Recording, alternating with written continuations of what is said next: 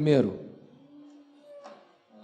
Apocalipse, capítulo 1, versos 9 a 13.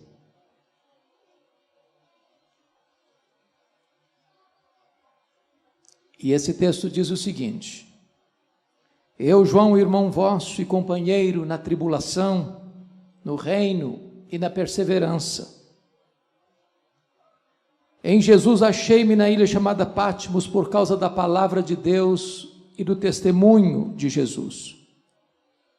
Achei-me em espírito no dia do Senhor e ouvi por trás de mim grande voz como de trombeta dizendo: O que vês escreve em livro e manda às 7 igrejas, Éfeso, Esmirna, Pérgamo, Tiatira, Sardes, Filadélfia e Laodiceia. Voltei-me para ver quem falava comigo, e voltado vi 7 candeeiros de ouro, e no meio dos candeeiros um semelhante a filho de homem. Agora capítulo 3, por favor, versos 14 a 22. Ao anjo da igreja em Laodiceia escreve: Estas coisas diz o Amém, a testemunha fiel e verdadeira, o princípio da criação de Deus. Conheça as tuas obras, que nem és frio nem quente, quem dera fosses frio ou quente. Assim, porque és morno, nem és quente nem frio, estou a ponto de vomitar-te da minha boca, pois dizes: estou rico e abastado, e não preciso de coisa alguma. E nem sabes que tu és infeliz, sim miserável, pobre, cego e nu. Aconselho-te que de mim compres ouro refinado pelo fogo para te enriqueceres, a fim de que não seja manifesta a vergonha da tua nudez. Aconselho-te que compres também colírio para ungir os teus olhos, a fim de que vejas. Eu repreendo e disciplino a quantos amo. Sê, pois, zeloso e arrepende-te. Eis que estou à porta e bato. Se alguém ouvir a minha voz e abrir a porta, eu entrarei e cearei com ele, e ele comigo. Ao vencedor dar-lhe-ei sentar-se comigo no meu trono, como eu venci e sentei com meu Pai no seu trono. Quem tem ouvidos, ouça o que o Espírito diz às igrejas. Amém. Amados, eu gostaria de partilhar com vocês sobre o tema restaurando o fervor espiritual.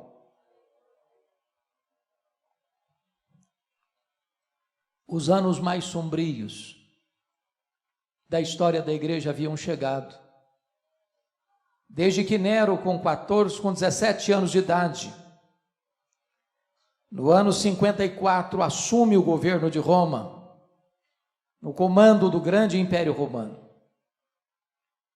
Desde que Nero assumiu o governo, é que as nuvens escuras se formaram no horizonte, preanunciando a chegada de uma grande tempestade sobre a igreja.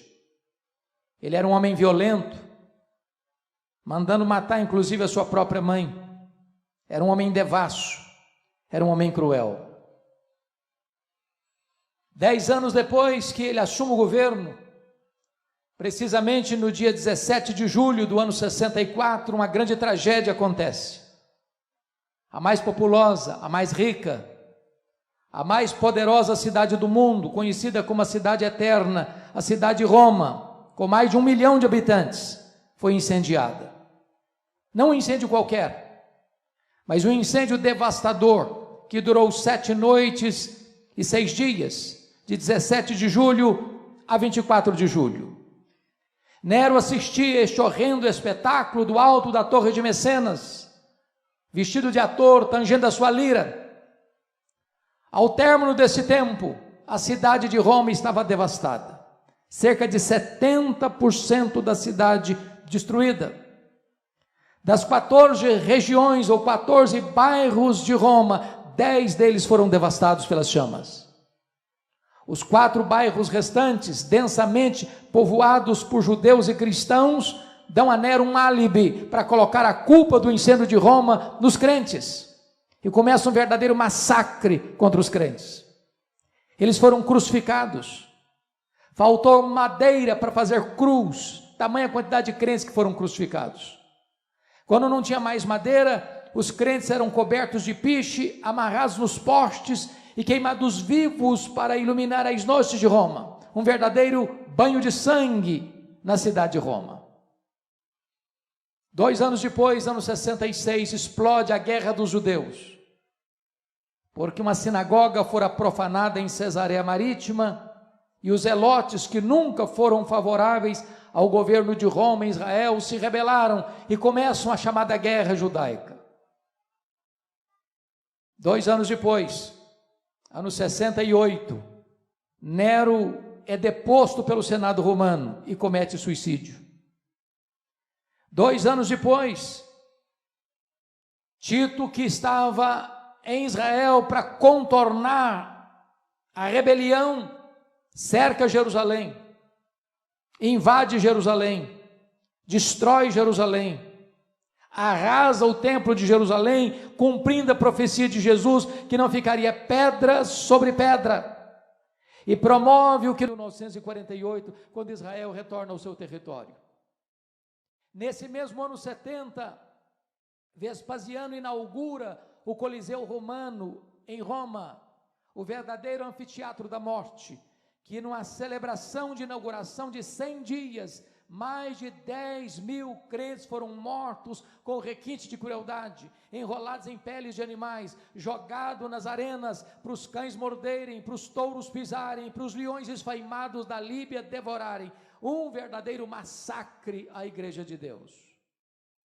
Ano 81, assume o governo de Roma Domiciano, conhecido também como Nero Redivivo, porque perseguiu a igreja com a mesma fúria de Nero, e foi o primeiro imperador romano a arrogar para si o título de Senhor e Deus, pois foi este imperador Domiciano que deporta o apóstolo João, então pastor da igreja de Éfeso, capital da Ásia Menor, para esta ilha do Mar Egeu, como que numa colônia penal. Vale destacar que a essas alturas, todos os demais apóstolos já estavam mortos, e mortos pelo viés do martírio.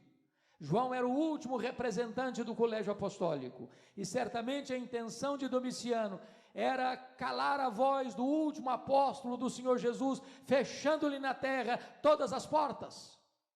Entretanto, quando todas as portas foram fechadas para João na terra, Deus abriu-lhe uma porta no céu e disse: sobe para aqui e eu te mostrarei, não as coisas que talvez aconteçam, não as coisas que podem acontecer, eu te mostrarei as coisas que devem acontecer. Quando os homens, cheios de empáfia, besuntados de orgulho, ou mesmo adornados de violência cruel, acham que estão no controle da história, eles na verdade estão apenas cumprindo um propósito divino, porque o texto nos informa que João não está na ilha de Patmos por causa de um decreto de Domiciano, mas ele está na ilha de Patmos por causa da palavra de Deus e do testemunho do Senhor Jesus. Quem está no trono é Deus, quem governa a história é Deus, quem está com as rédeas da história em suas mãos é o próprio Deus. Era um dia de domingo, era o dia do Senhor, quando João escuta atrás dele uma voz como de trombeta dizendo: o que vês escreve em livro e manda às 7 igrejas, Éfeso, Esmirna, Pérgamo, Tiatira, Sardes, Filadélfia e Laodiceia. Quando João se volta para ver quem falava com ele, ele não viu quem falava com ele. Ele viu 7 candeeiros de ouro, símbolo das 7 igrejas, e no meio dos candeeiros um semelhante a filho de homem. Na verdade, o mundo só pode ver Jesus na igreja e através da igreja. Mas esse Jesus que João vê, não é o Cristo suando sangue do Getsêmani, tomado de angústia. O Cristo que João vê não é o Cristo que está sendo espancado e esbordoado no sinédrio. O Cristo que João vê não é o Cristo vilipendiado, cuja fronte é cravada por uma coroa de espinho, espancado no pretório romano. O Cristo que João vê não é o Cristo que exangue e caminha pelas apinhadas e estreitas ruas de Jerusalém, debaixo dos apupos e vaias de uma multidão ensandecida. O Cristo que João vê não é o Cristo esticado naquele leito vertical da morte, suspenso entre a terra e os céus. O Cristo que João vê é o Cristo vencedor, é o Cristo vitorioso. Seus cabelos não estão mais cheios de sangue e poeira, mas são brancos como a alva lã. Os seus olhos não estão mais empapuçados de dor, mas são como chamas de fogo. A sua voz não está mais embargada pela sede, mas é como voz de muitas águas. As suas mãos não estão mais presas naquele lenho maldito, mas sustentam a igreja. Os seus pés não estão mais pregados na cruz, mas são como bronze polido. O seu rosto não está mais desfigurado pela dor, mas brilha como o sol no seu fulgor. Quando João vê o Cristo da glória, diz a Escritura que ele cai como morto aos seus pés, e o Senhor põe a mão direita sobre ele e diz: não temas, João, eu sou o primeiro e o último, eis que eu estive morto, mas estou vivo pelos séculos dos séculos, e tenho as chaves da morte e do inferno. Hoje nós não estamos aqui adorando o Cristo que esteve vivo e está morto, mas estamos adorando o Cristo que esteve morto e está vivo pelos séculos dos séculos. O versículo 13 nos mostra que João o vê no meio dos candeeiros, e eu quero dizer a você nesta noite que Jesus está aqui, no meio da sua igreja. Você e eu viemos aqui hoje por esta verdade. Ele está aqui. Se Jesus não estivesse aqui, meus irmãos, por mais bela e por mais emocionante que fosse essa reunião, ela não passaria de um mero encontro religioso e nada mais. Mas Ele está aqui. Ele está aqui. Mas no capítulo 2, verso 1, nós somos informados de que Ele não está apenas no meio das igrejas, Ele está andando no meio dos candeeiros. E eu quero dizer a você nesta noite que Jesus está aqui andando entre nós, para nos conhecer, para nos sondar, para nos exortar, para nos repreender, para nos disciplinar, para nos consolar, para nos fazer promessas. Na medida que Jesus caminha entre as 7 igrejas, há um estribilho que se repete em todas as cartas, e o estribilho é este: eu conheço, eu conheço, eu conheço, eu conheço, eu conheço, eu conheço, eu conheço. Para 5 dessas 7 igrejas, Jesus usa a mesma expressão. Para a igreja de Éfeso, para a igreja de Tiatira, de Sardes, de Filadélfia e de Laodiceia, ele diz assim: eu conheço as tuas obras. Aquilo que você fez, seu pai não viu, sua mãe não viu, sua mulher não viu, seu marido não viu, seus filhos não viram, seus irmãos não viram, seu pastor não viu, Jesus viu. Quando você fechou a porta e apagou a luz, Ele estava lá. Nada, nem ninguém pode ocultar nada daquele cujos olhos são como chamas de fogo. Ele conhece. Mas para a igreja de Esmirna, é curioso que Jesus usa uma outra expressão. Ele diz assim: eu conheço a tua tribulação e a tua pobreza, mas tu és rico. E eu quero dizer a você, meu amado, que Jesus conhece a sua tribulação, Ele conhece a sua dor, Ele conhece as suas madrugadas insones, Ele conhece o seu choro doído, Ele conhece a dor que lateja e pulsa no seu peito, Ele conhece. E Jesus me choca porque você e eu temos um conceito do que é uma igreja rica. O que é uma igreja rica para nós hoje? É uma igreja que tem muitos membros? É uma igreja que tem um santuário robusto? É uma igreja que tem um orçamento vultoso? É uma igreja que tem muita gente influente na sociedade? Este é o conceito que nós temos de uma igreja rica. Mas a igreja de Esmirna era a mais pobre igreja da Ásia. E Jesus diz: eu conheço a tua pobreza, mas tu és rico. Pobre na terra, rica no céu. Pobre financeiramente, rica espiritualmente. Pobre aos olhos dos homens, rica aos olhos de Deus. É curioso que para a igreja mais rica da Ásia, a igreja de Laodiceia, que dizia: estou rico e abastado e não preciso de nada, Jesus olha para esta mesma igreja e faz um outro diagnóstico e diz: não, tu és pobre, miserável, cega, nua. Porém, amados, preguei de Pérgamo, Jesus tem uma outra expressão. Ele diz: eu conheço o lugar onde tu habitas, onde está o trono de Satanás. Por que Jesus disse isso sobre Pérgamo? Todos vocês sabem que Pérgamo era a segunda maior cidade da Ásia Menor, só perdia para a capital, que era Éfeso. Muito provavelmente Jesus disse isso por duas razões muito simples. Primeiro, quando se disputava na Ásia Menor qual cidade construiria o primeiro templo de adoração ao imperador romano como uma divindade, Pérgamo ganhou a concorrência de Éfeso e constrói o primeiro templo dedicado à adoração ao imperador. Possivelmente Jesus está dizendo isso: qualquer lugar onde um homem é colocado no pedestal, qualquer lugar onde um homem é venerado, aí está o trono de Satanás, porque todo humanismo idolátrico é satânico, porque Deus não divide a sua glória com ninguém.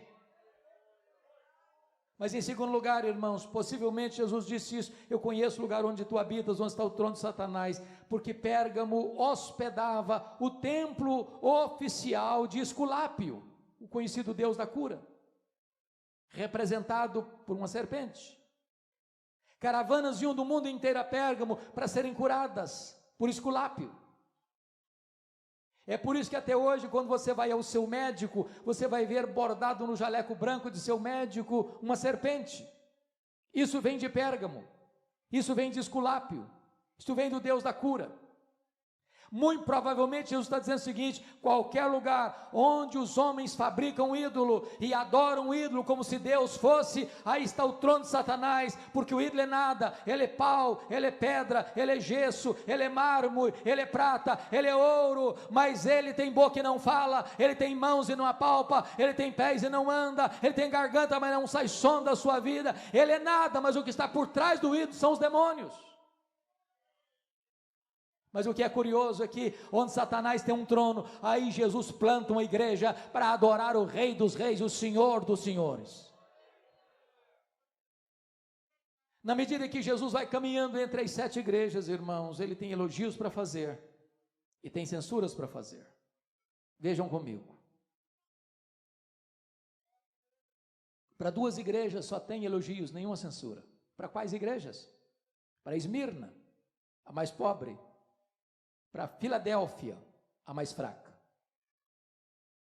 Jesus disse para Filadélfia: eu conheço as tuas obras, tu tens pouca força, mas eu coloquei diante de ti uma porta aberta, e a porta que eu abro ninguém fecha, e a porta que eu fecho ninguém abre. O que é importante para a igreja não é ser forte à luz do que os homens entendem, mas é ser fiel ao Deus Todo-Poderoso. Mas para 4 igrejas, irmãos, Jesus tem elogios a fazer e tem censuras a fazer. Por exemplo, Jesus elogia a igreja de Éfeso pela sua firmeza doutrinária. Ela não suportava os falsos apóstolos. Pela sua firmeza ética, ela odiava as obras dos nicolaítas que induziam o povo à prostituição. Terceiro, por causa da sua perseverança, mesmo em face da perseguição. Uma igreja bíblica, doutrinariamente saudável, perseverante nas lutas. E com isso Jesus está nos ensinando que nenhuma igreja pode agradar a Jesus se negocia princípios e valores, se transige com a doutrina, se negocia a verdade para alcançar e angariar favores humanos. A palavra de Deus precisa ser proclamada com fidelidade. Nós não podemos tornar essa palavra mais palatável para agradar os ouvintes, nós temos que pregar com fidelidade. É isso que Jesus elogia na igreja de Éfeso. Porém diz a Escritura que Jesus diz assim: eu tenho porém uma coisa contra ti, é que tu abandonaste o teu primeiro amor. E aqui está um grande risco para nós, irmãos, que às vezes até na defesa da sã doutrina, nós podemos perder o fervor e a piedade. Mantemos a ortodoxia, perdemos o entusiasmo. E eu vou lhes dizer que a ortodoxia é boa, e ela é insubstituível, mas ortodoxia morta, mata. Não basta apenas ter luz na cabeça, é preciso ter fogo no coração. Olhem comigo agora a igreja de Tiatira. Jesus elogia essa igreja, porque enquanto escreve esta carta, a igreja tem mais fé, a igreja tem mais obras, a igreja tem mais amor. Mas Jesus diz: eu tenho uma coisa porém contra ti, é que tu toleras essa falsa profetisa Jezabel, que induz o meu povo à prostituição. Agora compare comigo. Éfeso tinha doutrina, mas não tinha amor. Tiatira tinha amor, mas não tinha doutrina. O que nós aprendemos com isso? É que nós nunca podemos divorciar o que Deus uniu: teologia e ética, doutrina e vida, credo e conduta. As duas coisas caminham juntas, irmãos. A igreja é bíblica, a igreja é fiel, a igreja mantém a sã doutrina intacta, ela não negocia a verdade. Ao mesmo tempo, é uma igreja amorosa, é uma igreja acolhedora, é uma igreja viva, é uma igreja vibrante, é uma igreja que canta, é uma igreja que ora, é uma igreja que evangeliza, é uma igreja que faz missões, é uma igreja que ama a Deus, que ama o próximo. Mas vejam comigo, amados, a igreja de Pérgamo, Jesus elogia essa igreja, porque tem gente tão fiel na igreja de Pérgamo, como está escrito aí, que o seu próprio líder, Antipas, foi martirizado pela sua fé. E diz os historiadores que Antipas morreu dentro de um boi de bronze carbonizado. Mas nessa mesma igreja, onde tem gente fiel, disposta a morrer por Jesus, tem gente flertando com o pecado, tem gente flertando com as doutrinas de Balaão, tem gente vivendo uma vida mundana. E aqui, queridos pastores, fico impressionado, e muitas vezes pelas minhas andanças pelo Brasil me perguntam assim: pastor, qual a avaliação que o senhor faz da igreja evangélica brasileira? E a minha resposta é esta: vai muito bem, vai mais ou menos, vai muito mal. Às vezes a pessoa quer me apertar um pouco mais e pergunta assim: mas e a igreja, a sua denominação, como é que vai? Sabendo que eu sou um pastor presbiteriano. Eu digo assim: vai muito bem, vai mais ou menos, vai muito mal. Às vezes eu pergunto à igreja que eu tenho a bênção de ser pastor: e a comunidade que você é pastor, como é que vai? E eu respondo assim: vai muito bem, vai mais ou menos, vai muito mal. Sabe por que eu respondo assim, irmãos? Porque numa mesma igreja, que escuta o mesmo pastor, que participa da mesma mesa do Senhor, que canta no mesmo grupo musical, tem gente cheia do Espírito Santo, tem gente capengando na fé, tem gente vivendo em pecado, numa mesma comunidade. E o Senhor Jesus Cristo está dizendo: eu conheço.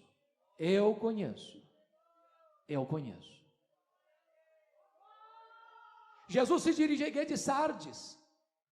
Irmãos, esta igreja tem um nome na cidade. Tu tens nome de que vives. Se fosse hoje, nós trocaríamos essa nomenclatura dizendo o seguinte: uma igreja avivada, vibrante, o louvor é magnífico, há uma emoção que transborda, há um entusiasmo epidérmico que todo mundo enxerga e vê. Mas Jesus não se impressiona com os nossos gestos. Às vezes nós aprendemos alguns clichês, irmãos, que impressionam os homens. A gente vai orar, dá uma tremidazinha na voz para deixar assim a impressão que a gente é mais espiritual do que é.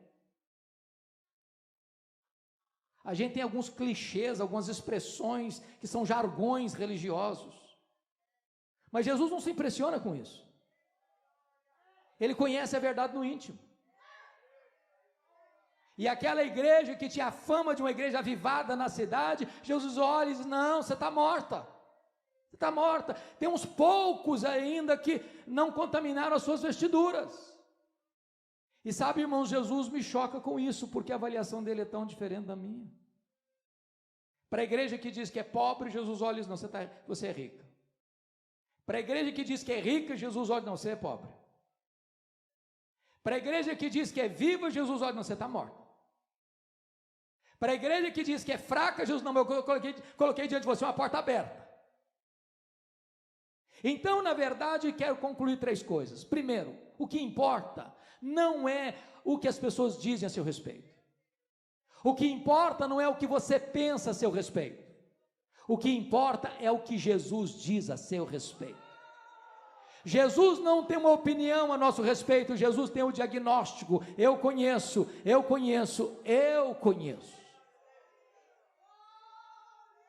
Mas agora eu peço aos amados para irem comigo para o capítulo 3, versos 14 a 22. E eu escolhi esse texto porque esta é a única igreja que não recebe nenhum elogio de Jesus, só censuras.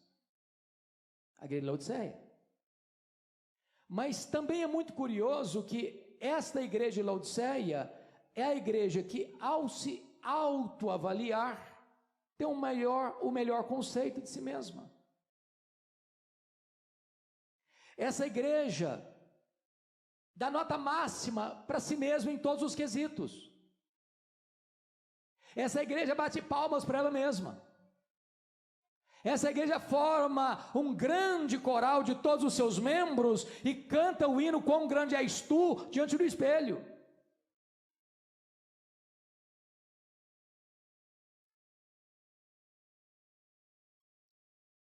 O que me impressiona nesta igreja, amados, é que Jesus faz aqui 3 coisas.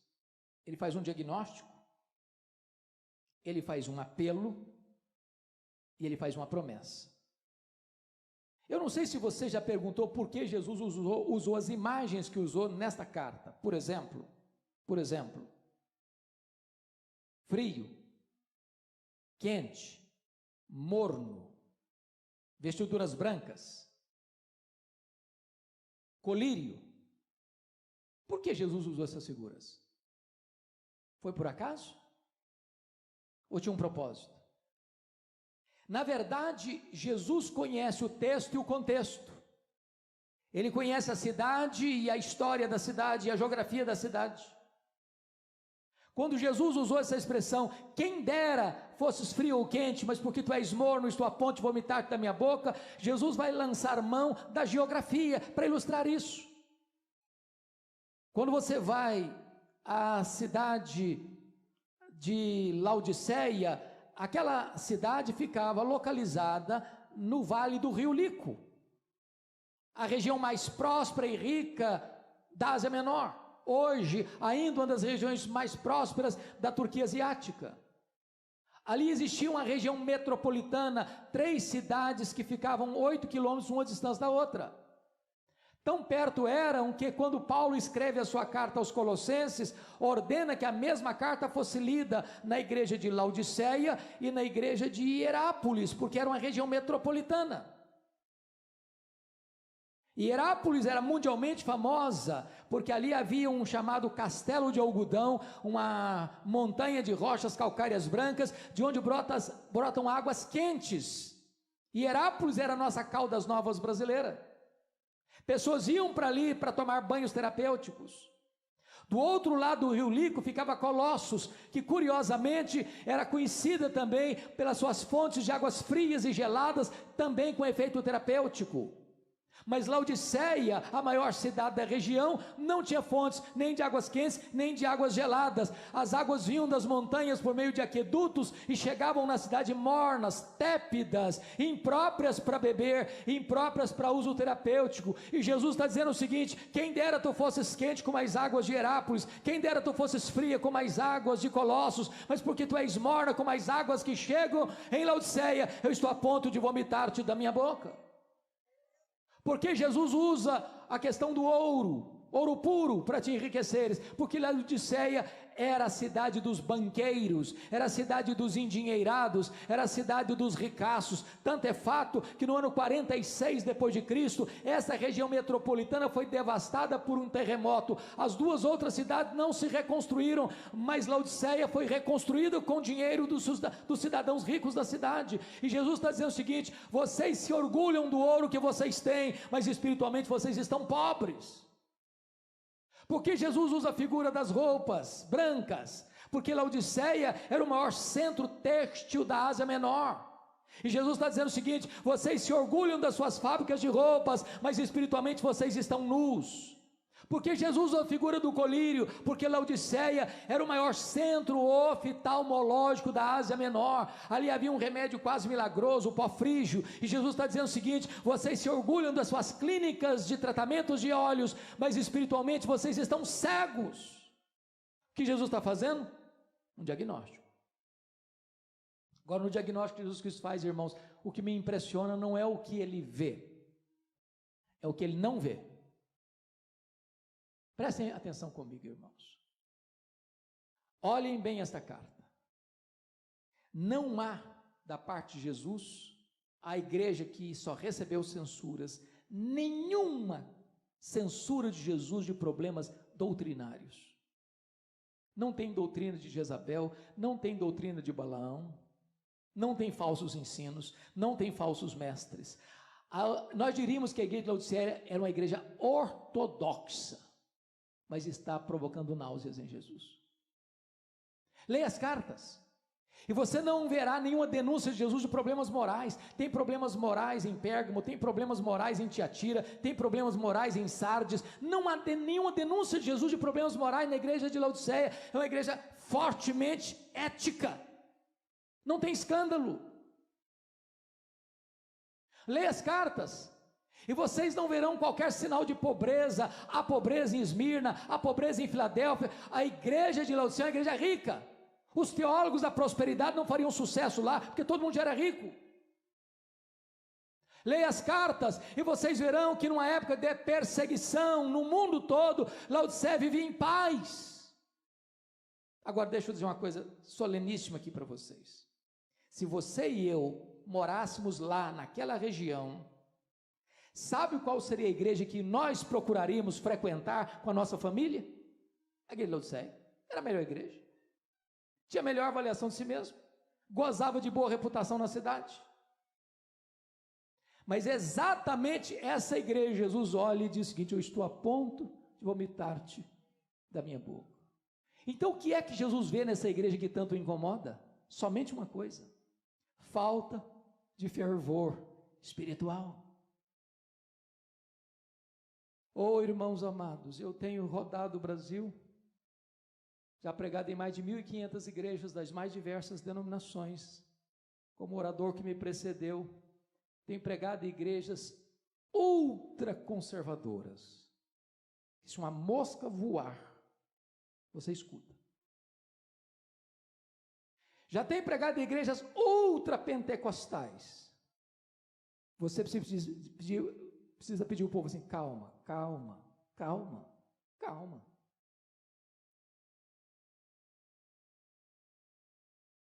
Sabe o que eu tenho aprendido, irmãos? Fervor não tem nada a ver com estilo de culto.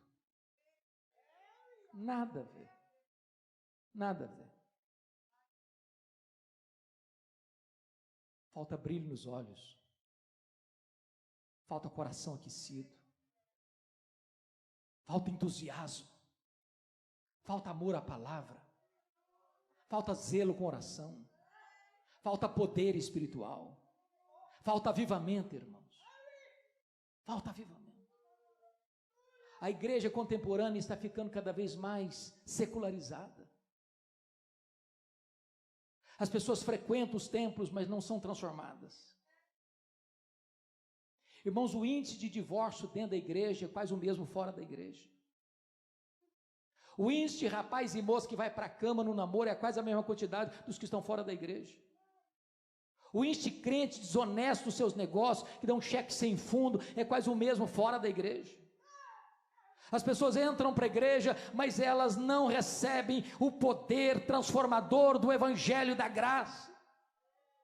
Oh, irmãos, nós precisamos desesperadamente de um sopro de Deus, nós precisamos desesperadamente de um derramamento do Espírito Santo de Deus, nós precisamos que o Espírito Santo sopre sobre nós e arranque as cinzas e inflame as brasas e ateie em nós um fogo santo, um fogo que purifica, um fogo que ilumina, um fogo que aquece, um fogo que alastra.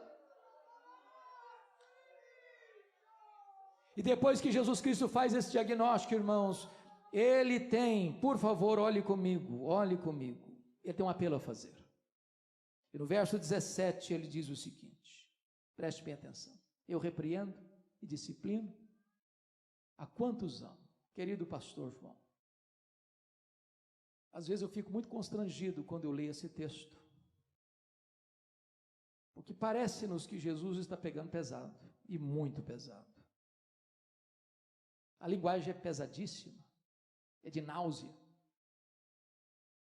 A grande pergunta é por que Jesus está pegando tão pesado com você e comigo nessa noite? E a resposta é porque Ele nos ama. Jesus não abre mão de ter você, meu amado, minha irmã, uma vida plena, maiúscula, superlativa, cheia do Espírito Santo. Ele não desceu da glória, não morreu naquela cruz, não ressuscitou, não voltou para o céu, não derramou o seu Espírito para produzir um crente apático, um crente morno, um crente xoxo, um crente omisso, um crente mundano. Ele quer que você seja cheio do Espírito Santo. Eu repreendo e disciplino a quantos amo. E agora tem uma ordem: sê, pois, zeloso e arrepende-te, muda a tua vida, muda a tua conduta. Verso 18, Jesus Cristo, verso de número 18, Jesus oferece para nós a solução. Aconselho-te que de mim compres ouro refinado pelo fogo, para te enriqueceres, a fim de não ser manifesta a vergonha da tua nudez. Vestes brancas, para que não se manifesta a vergonha da tua nudez. Colírio para os teus olhos, a fim de que veja. Sabe o que Jesus está querendo dizer com isso? Na década de 90, alguns aqui se lembram disso, houve uma grande busca de avivamento em todo o Brasil. Congressos, conferências, vigílias de oração. Muitas pessoas, irmãos, na busca do avivamento, se perderam pelos descaminhos do misticismo, buscando as últimas novidades do mercado da fé, procurando aventuras forâneas às Escrituras. E Jesus está nos ensinando uma lição aqui. Aconselho-te, Ele pode mandar, mas Ele aconselha. Ele se apresenta como um mascate, como um vendedor ambulante, que tem um produto vital e um presente de graça. Aconselho-te que tu compres de mim, que tu compres de mim, que tu compres de mim. Sabe o que Ele está dizendo? Você quer fervor espiritual? Não corra atrás das novidades do mercado da fé. Você quer fervor espiritual? Volte-se para Jesus. É só Ele que pode inflamar a sua alma. É só Ele que pode aquecer o seu coração. É na presença dEle que o coração arde. E quando o coração arde, os olhos se abrem, e os pés se apressam, e a boca se abre para proclamar que só Ele é o Senhor. Quando chega no verso 20, Jesus tem um convite doce a fazer. Preste atenção nisso. Eis que estou à porta e bato. Se alguém ouvir a minha voz e abrir a porta, eu entrarei e cearei com ele, ele comigo. Preste bem atenção no que eu vou lhes dizer. A igreja de Laodiceia estava tão feliz com ela mesma, que ela fazia tudo com ela e para ela. Ela se reunia, ela cantava, ela pregava, ela ofertava, para ela mesma. E ela nem tinha percebido que Jesus estava do lado de fora. Oh, amados irmãos, Jesus precisa ser o centro da nossa vida, do nosso culto, da nossa adoração. E Ele está batendo e insistindo: eis que eu estou à porta e bato. Que Ele me convide para cear com Ele é uma graça, mas que Ele queira cear comigo é um milagre. A única maneira do seu coração aquecer, meu amado, é assentar-se com Jesus à mesa, é ter comunhão com Ele, é ter intimidade com Ele, é redescobrir o primeiro amor, é voltar a este fervor lá do início da sua vida espiritual, é dizer: Senhor, o melhor que eu já experimentei até hoje, eu preciso, Senhor, sentir de novo, eu preciso, Senhor, viver de novo, eu preciso, Senhor, experimentar de novo. Não me permita, meu Deus, acostumar com o sagrado, não me permita, meu Deus, botar a minha vida espiritual no piloto automático, não permita, Senhor, inflama minha alma, inflama meu coração, aviva minha vida, Senhor, sopra sobre mim o teu sopro, Senhor, visita minha alma nesta noite, Senhor. E depois que ele faz o apelo, ele vai fazer a promessa, e no verso 14 ele vai dizer por que ele tem autoridade para fazer a promessa. Essas coisas diz o amém, ele é o ômega. Se você não escutar Jesus, não tem mais outra visitação de Deus na sua vida, não. Jesus é a última revelação de Deus. Deus falou muitas vezes, de muitas maneiras, aos pais, pelos profetas, agora nos fala pelo Filho. Quem não escutou o Filho, não tem mais esperança. Ele é o ômega.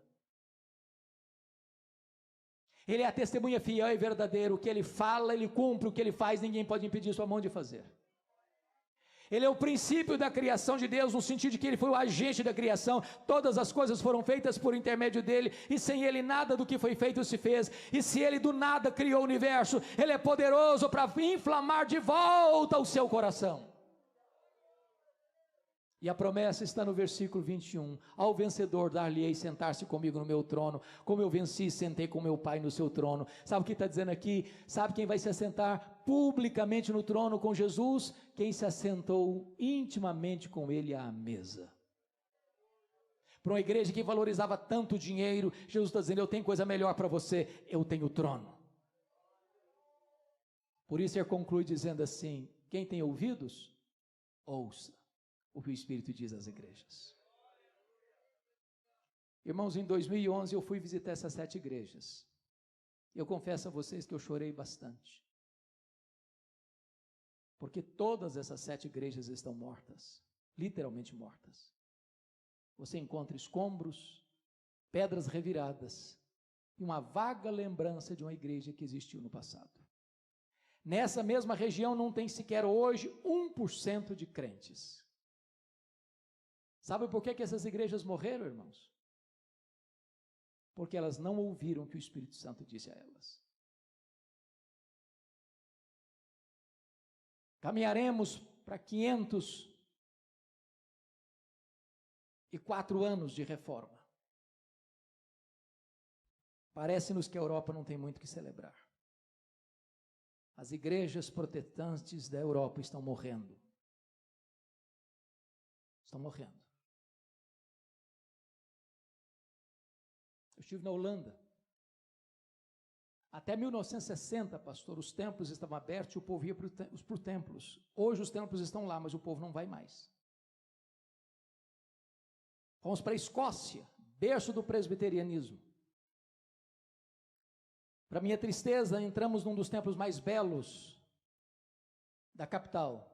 Quando eu entrei, não tinha púlpito, nem bancos. O templo tinha sido vendido, era um bar. As pessoas estavam lá bebendo. Fomos para a Inglaterra, onde aconteceram tantos avivamentos. John Wesley, George Whitefield, William Carey, William Wilberforce, John Charles Ryle, Charles Haddon Spurgeon, Mark Lloyd Jones, John Stott. Hoje menos de 4% dos ingleses frequentam a igreja evangélica. Os templos estão sendo vendidos e transformados em museus, em boates, em mesquitas muçulmanas. Você vai para os Estados Unidos, para o Canadá, você encontra muitas chamadas dead churches, igrejas mortas. As denominações históricas estão perdendo milhares e milhares de membros todos os anos. Os seminários que formaram pastores, teólogos, missionários, tomados de assalto pelos liberais, hoje patrocinam a incredulidade e formam céticos. Agora olha para o Brasil, irmãos. Você já tem denominações inteiras no Brasil que sucumbiram ao liberalismo. Seminários aqui no Brasil, evangélicos, que não creem mais que este livro é a palavra de Deus, inerrante, infalível e suficiente. Morrendo. Essa semana passada, pastor, um colega me ligou de uma dessas denominações e diz assim: pastor Hernandes, a minha denominação não batizou um crente por igreja por ano, em média.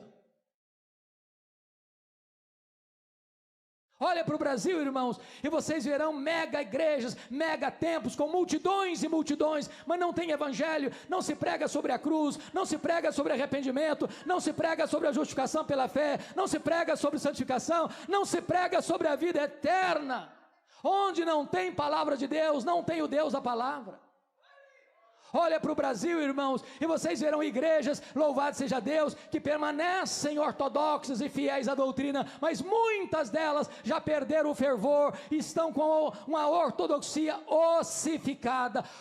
Irmãos amados, nós precisamos desesperadamente hoje pedir a Deus que nos visite com um poderoso avivamento espiritual, que Deus inflame a nossa alma, que Deus desperte o nosso coração.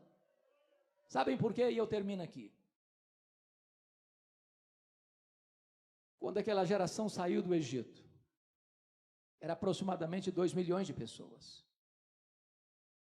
Diz a Bíblia que toda aquela geração morreu no deserto. Toda aquela geração, exceto 2 pessoas, Josué e Caleb.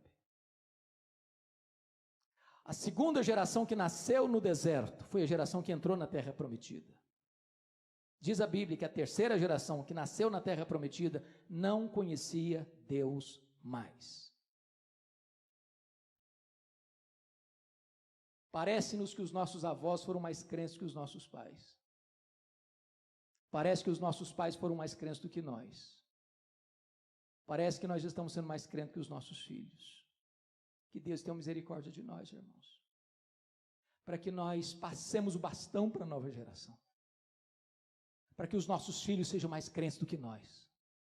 Para que os nossos netos sejam cheios do Espírito Santo. Para que a igreja de amanhã seja uma igreja viva, forte, dinâmica, fiel, poderosa, nas mãos de Deus. Que a nossa oração seja essa: reaviva a tua obra, Senhor, reaviva a tua obra no decorrer dos anos. Isso mexe com você, irmão? Você quer este avivamento para a sua vida? Você anseia por isso? Eu queria que você ficasse em pé. Nós vamos orar.